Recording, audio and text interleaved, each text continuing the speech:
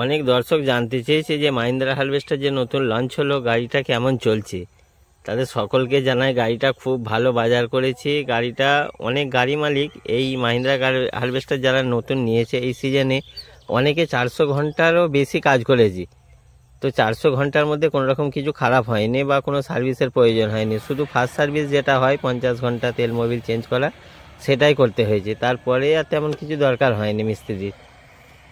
গাড়িটা দাঁড়িয়ে থাকা ধান মোটামুটি ঘন্টায় 5 বিঘে কাটছে, আর শুয়ে পড়া ধান এবার ধান দেখে তার উপরে নির্ভর করছে, কিন্তু স্পিড খুব ভালোই।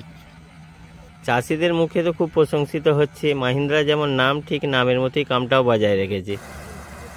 তো এখন যে আমরা ধানটা কাটা দেখাচ্ছি, এই ধানটা মোটামুটি শুয়ে গেছে। বর্তমানে যেটা কাটছে সেটা এর থেকে অনেক বেশি শুয়ে গেছে, কিন্তু এই শোয়া ধানটাও যে কাটছে এটাও ঘন্টায় 3 বিঘের বেশি কেটে দিচ্ছে। চাষিদের যত কম সময়ে কাটবে সেটা তো সব থেকে ভালো, আর ভাঙচুর যত কম হবে গাড়ি মালিকের জন্য সেটাই ভালো। দুদিকেই প্লাস পয়েন্ট রয়েছে। এই কারণে আমি বলছি যে গাড়িটা মার্কেটে করতে পারে। এটা কোনো রকম বয়সের রিকমেন্ডেশন নয়, এটা একটা ইনফরমেটিভ ভিডিও। যেখানে যেখানে কাজ করেছে বর্ধমান, বাঁকুড়া এদিকটাই বেশি চলেছে, তো চাষিদের কাছে খুবই প্রিয়। এবং সকলেরই কথা যে 2-1 বছর পর মাহিন্দ্রা খুব ভালো বাজার করবে এবং বাজারে অনেক বেশি পরিমাণে গাড়ি দেখা যাবে।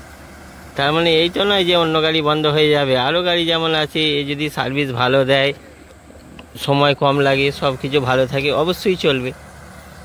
আর আমি গত ভিডিওতে দেখছিলাম যে অনেকে কমেন্ট করেছে যে গাড়িটা খারাপ, গাড়ি ভালো নয়, আমার আছে, আমি সার্ভিস পাই না।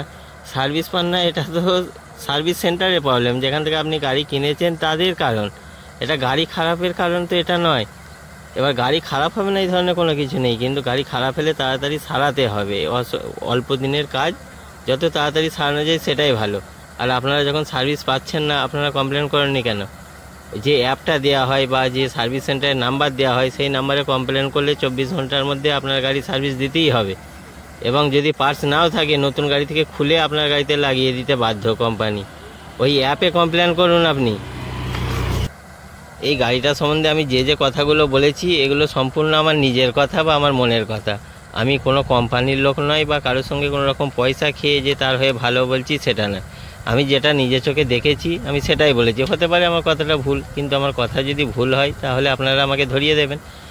যে নিচে যে কমেন্ট বক্স আছে ওখানে আপনি লিখতে পারেন যে আপনার এই কথাটা ভুল হয়েছে, এটা কাজের সঙ্গে মিলছে না। বা আমার নাম্বার তো সকলের কাছেই প্রায় আছে। আজকের মতো তো এতটাই। আবার দেখাবো একটা নতুন ভিডিওতে। সকলেই ভালো থাকুন।